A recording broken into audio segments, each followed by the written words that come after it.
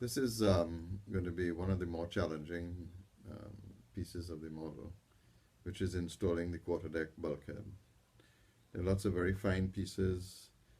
The bulkhead is curved and fits in a very small 1 millimeter groove. And then some of the problems um, from bad installation of certain parts of the kit come home to roost. So without further ado, let's get into the installation of the quarterdeck bulkhead. To make sure that the boards slip easily in the grooves, you need to take a very small um, file and just clean them, not too deep, just gently, to get all the burrs out.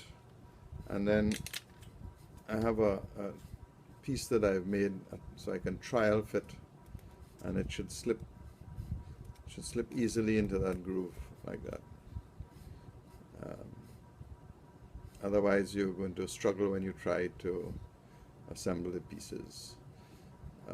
The grain should be across, not up and down, to accommodate the curve. I also had some cracking that took place as you start to dry fit the boards into these grooves here. On at least 4 of them, this little piece here cracked away from the bit. So my suggestion is, when you make it up, is to put CA on the top, particularly on the top, which is where you get most of the pressure and you're feeding the boards in, and then clean it up and sand it off so that it groove, just to add some strength to it, because it really is fine work and it comes under a lot of pressure. Well, after much trial and error, we finally got them fitted. And it really was a struggle. I'm not sure where I went wrong, but when I was installing the inner bulwark part on the side, which has the little groove, which comes in right here, clearly I pushed it too far to the stern, and as a result I had to cut out almost 3 millimeters for the quarterdeck bulkhead to line up. So that was the first challenge. I had some challenges also where the supports that carry the various panels fitted into the deck itself. That eventually sorted itself out,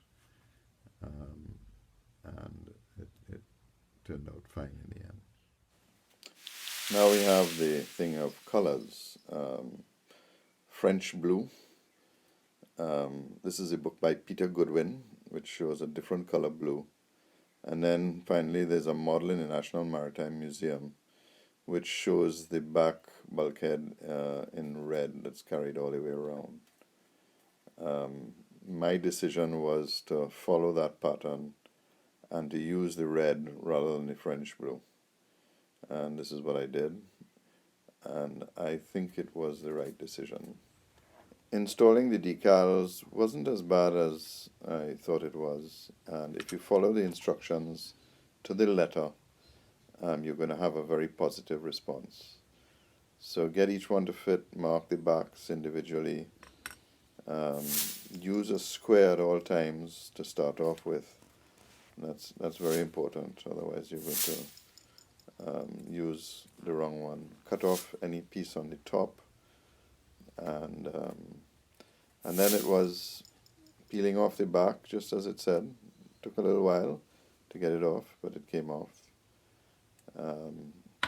And you start to paint the back with, in my case, red instead of the French blue, right on the gluey surface. Seemed a bit strange, but it worked fine. I put 3 coats on, and then you put glue onto the dried surface, and again being very careful to keep any glue or paint from getting on the front of the decal, and then you install it.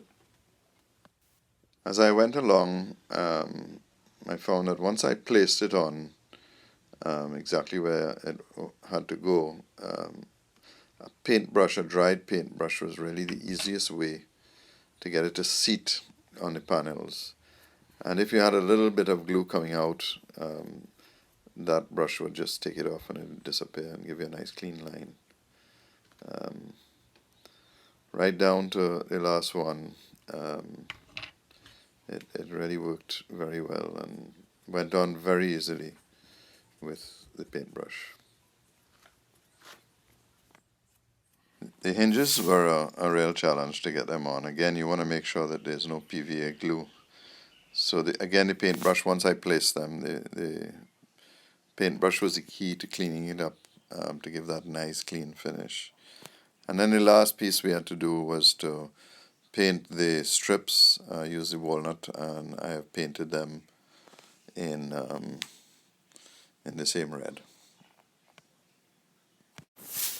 I used the plank bender to get the bend on the cover for the columns, because it would be under a lot of stress, and this worked pretty well.